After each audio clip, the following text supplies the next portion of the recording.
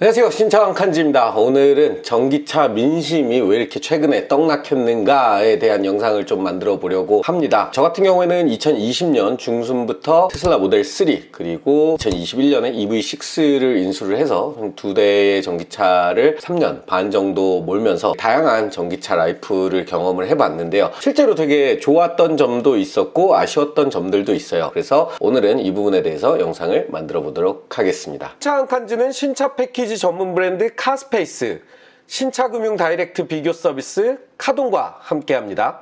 전기차 인기가 떡락을 했다는 건 인기가 있었던 시절이 있었다는 거죠. 국내에서 전기차 인기가 많아진 시점은 2019년 말에 테슬라 모델 3가 드디어 국내에 출고가 시작된 시점이라고 보시면 될 것 같습니다. 그 당시에 테슬라의 인기는 정말 어마어마했죠. 모델 S와 모델 X가 전 세계적으로 성공을 거둔 가운데 양산형 모델이었던 모델 3가 폭발적인 인기를 보여주면서 국내에서도 전기차에 대한 인식이 서서히 이제 조금 전기차를 살 때가 온 건가, 이런 얼리 어답터 분들의 구매가 이어지면서 1차적인 인기를 얻기 시작했었어요.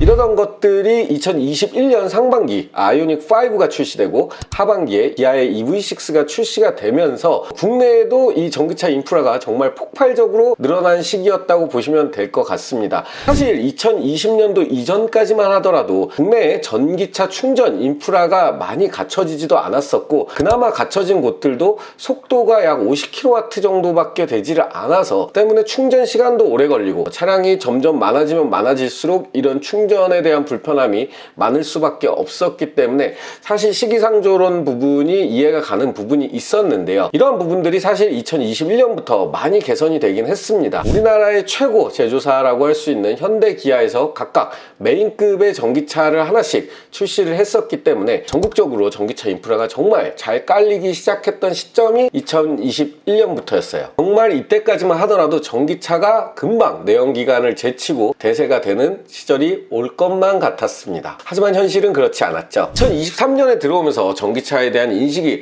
상당히 안 좋아지기 시작했어요. 여기는 몇 가지 이유가 있다고 보여지는데요. 우선 전기차 키워드에 대한, 특히나 부정적인 키워드에 대한 수요가 어마어마했다는 점입니다. 화재, 급발진, 자율주행은 위험하다 등등등 전기차로 할 수 있는 온갖 부정적 메시지들이 정말 많이 나왔었는데요. 물론 이 부분 때문에만 전기차 민심이 떡락한 건 아닙니다. 제가 생각하는 전기차 민심이 안 좋아진 가장 핵심적인 이유는 바로 전기차의 가격이 낮아지지 않고 있다라는 데 있는 것 같아요. 원래 전기차 제조사들의 처음 계획은, 처음에 양산차들을 막 만들 때 아무래도 내연기관들처럼 많은 대수를 만들어내기가 힘들잖아요. 왜냐면 처음에는 많은 사람들이 안 사니까. 근데 그렇게 되면은 많은 양의 부품 수주를 할 수가 없게 되고 차량 가격은 자연스럽게 올라갈 수밖에 없죠. 단가를 맞추기가 어려우니까요. 그렇기 때문에 전기차들의 가격은 동급 크기나 스펙의 내연기관 차들에 비해서 1000만원, 2000만원 이상 비쌌던 것이 사실이고요. 그러한 부분들을 전기차 시대로 넘어가게 하기 위해서 각 나라의 정부들은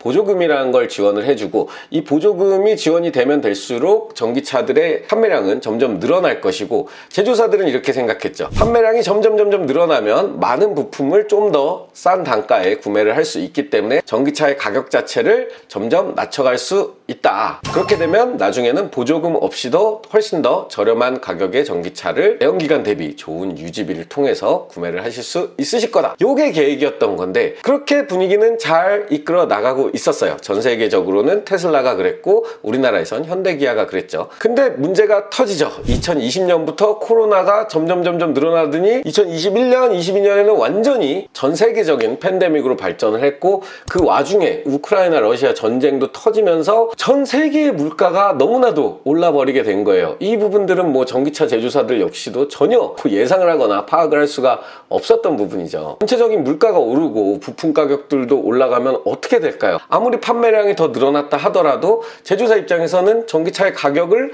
낮추고 싶어도 낮출 수가 없는 거예요. 차량의 가격을 동결만 하더라도 제조사 입장에서는 사실 조금 더 손해를 보는 거죠. 물가가 올랐으니까. 근데 소비자들의 생각은 어때요? 전기차 가격 많이 팔리면 팔릴수록 가격을 낮춰준다고 했으면서 왜 가격은 비슷하거나 더 오르냐? 당연히 이러면은 점점 더 부정적인 인식이 강해질 수밖에 없죠. 이 부분이 우리나라에서 빵 터진 거는 EV9이 조금 생각했던 것보다 훨씬 더 비싼 가격으로 출시가 되면서 그때를 기점으로 국내 전기차 판매량은 전체적으로 하락을 겪게 되었죠. 신차 검수 아무 데서나 맡기고 계시진 않으신가요? 신차 패키지 원조 카스페이스에서는 신차 검수를 포함한 최상의 서비스를 전국 50여 개 가맹점에서 일괄된 가격으로 진행하고 있습니다.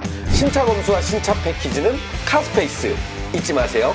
이에 더불어서 기존의 내연기관 차량들을 제조하던 제조사에서는 하이브리드 대세론을 꺼내오게 됩니다. 거 봐라, 역시나 전기차는 시기상조다. 우리는 이런 일이 벌어질 줄 알고 처음부터 하이브리드에 계속해서 집중하고 있었다. 현재는 하이브리드다. 그런 것들을 계속해서 언론에 노출을 시키면서 하이브리드 대세론을 펼쳤고, 실제로 이 하이브리드가 현재 가장 합리적인 구매가 되는 것은 맞는 상황이 됐기 때문에 전기차의 입지는 점점 더 줄어들 수밖에 없게 된 거죠. 다만 국내 같은 경우에는 저가형 전기차죠. EV3 라인업이 출시가 되면서 가격을 어떻게 책정을 하느냐에 따라 조금 판매량에 있어서 희망을 볼 수 있는 여지가 하나 정도 남아있다고 보면 될 것 같은데요. 솔직히 당분간 고가형 전기차는 답이 없을 것 같아요. 특히 국내 같은 경우에는 조금 차량급이나 스펙을 낮춘 저가형 전기차 라인업이 계속해서 출시를 하면서 전기차는 저렴하고 안전합니다 라는 인식을 다시 한번 천천히 늘려가지 않으면은 전기차 시대가 오는 시점이 좀 더 빠르게 오는 거는 쉽지는 않을 것 같다, 이런 생각이 현재 제가 생각한 결론이라고 보시면 될 것 같습니다. 다음 영상에서는 제가 4년 동안 전기차를 타면서 느낀, 전기차 실오너가 느낀 전기차의 솔직한 장단점 이야기를 해보도록 하겠습니다. 그럼 오늘 영상 여기서 마치도록 할게요.